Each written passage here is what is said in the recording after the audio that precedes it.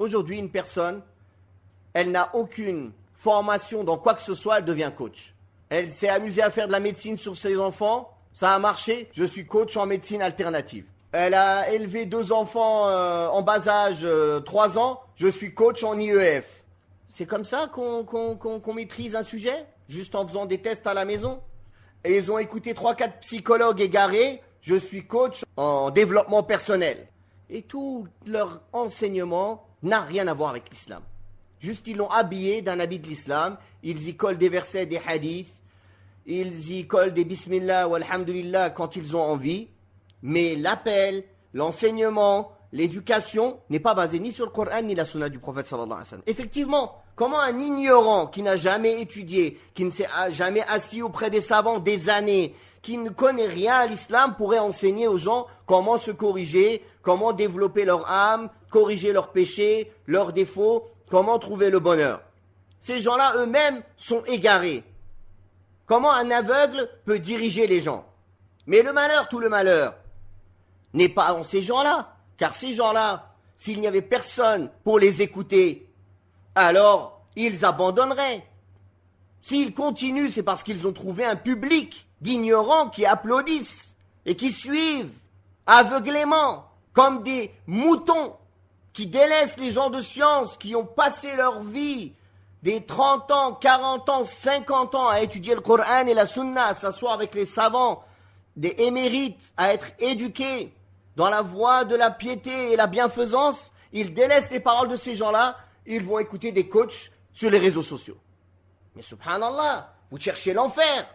Vous ne cherchez rien d'autre à part l'enfer.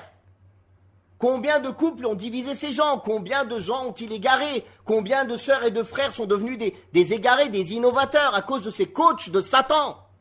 Déjà que l'ambiance générale a une influence sur nous. Si la personne ne reste pas constante, ne fait pas l'effort de préserver sa foi, de fréquenter les gens de bien, de lire le Coran, d'étudier sa religion, de s'éloigner du haram, de tenir ses obligations, de partout on est appelé au haram. Si en plus on écoute ces personnes égarées, c'est fini. Et un des outils les plus dangereux à cette époque, c'est le téléphone portable. 95% de son utilisation est haram et mauvaise. Emmène au mal. Car les gens ne l'utilisent pas pour appeler ou pour autre, c'est fini appeler. Aujourd'hui, les gens l'utilisent pour aller sur les réseaux sociaux. Ils passent leur vie à vider leur esprit et à le remplir de pourriture toute la journée. Ils vident leur esprit de tout ce qui est bien et ils le remplissent de pourriture toute la journée. Après, ils se demandent, mais pourquoi je suis égaré? Pourquoi j'arrive plus à être constant dans ma religion, à trouver du plaisir dans mon adoration? Toute la journée, il remplit son esprit de pourriture et il le vide de la foi et de la piété. Sans compter tout ce que ses yeux voient, tout ce que ses oreilles entendent. De haram clair, ou bien de ces gens de l'égarement qui les appellent à des philosophies, à des modes de vie, à des modes de pensée, à des modes de pratique contradictoires à la voie qui mène au paradis. On est déjà assez faible, on n'a pas besoin d'aller encore s'affaiblir encore plus en écoutant des égarés. Déjà, quand on essaie d'écouter les gens de bien, de faire l'effort sur nous-mêmes, déjà on est pécheur, déjà on est manquant, déjà on fait des erreurs, comme le prophète sallallahu alayhi wa sallam a dit. Kullu bani Adam khatta, tout fils d'Adam est amené à faire des erreurs et fait des péchés. Wa khayrul khatta'in at-tawwabun, mais les meilleurs des pécheurs, ceux qui se trompent, sont les repentants. D'ailleurs, dans le hadith de Thawban, radiyallahu anhu, ce hadith rapporté par l'imam Ibn Majah, qui est un hadith sahih, le messager d'Allah sallallahu alayhi wa sallam a dit: soyez constants, prenez le chemin de la droiture, istaqimu, mais vous n'y arriverez pas à être toujours constant, c'est-à-dire vous allez fauter. Malgré le fait que vous allez essayer, faire tous vos efforts pour être constant, vous allez fauter. Walan tuhsu, vous n'arriverez pas. Wa'lamu anna khayra a'malikum as-salat, et sachez que la meilleure de vos œuvres est la prière, la salat. Et ne préserve les ablutions qu'une personne croyante, qu'un bon croyant. C'est-à-dire, le croyant, il reste toujours en état d'ablution, au maximum.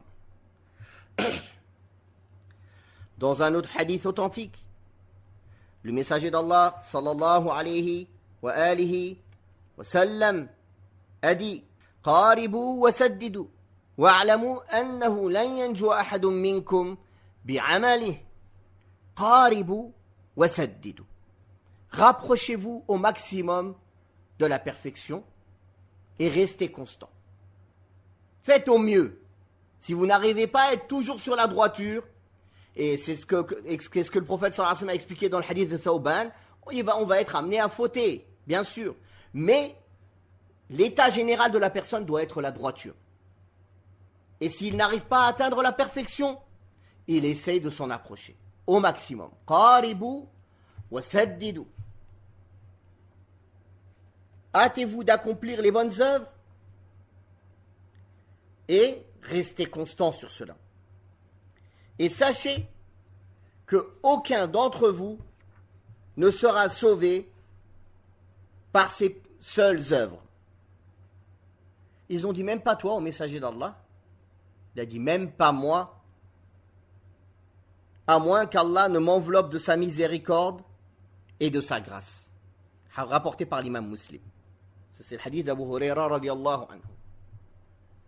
Donc ici le prophète sallallahu alayhi wa sallam nous explique que même si l'être humain, de par sa nature, est fauteur, est pécheur, cela ne veut pas dire par là qu'il doit persister dans le péché. Mais il doit plutôt se corriger, il doit plutôt se repentir, il doit plutôt essayer d'avoir des hautes aspirations, une aspiration haute, des objectifs élevés, et qu'il essaye d'atteindre la perfection au maximum. Au maximum. S'il ne l'a pas atteint, au moins il s'en est approché.